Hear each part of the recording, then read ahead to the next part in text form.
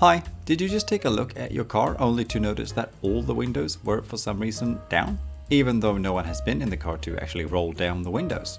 As a matter of fact, and before you take your car in for window maintenance, this is most likely not due to anything being wrong with the car.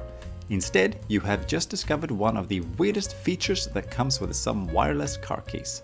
If you, when the car is locked either intentionally or by mistake, as in having the key in your back pocket or having a child playing with the keys, press and then keep holding the unlock button on the key fob, some magic occurs. And that magic being that all the windows rolls down. The same thing goes for when your car is unlocked, but then with a press and hold of the lock button, all the windows instead goes up.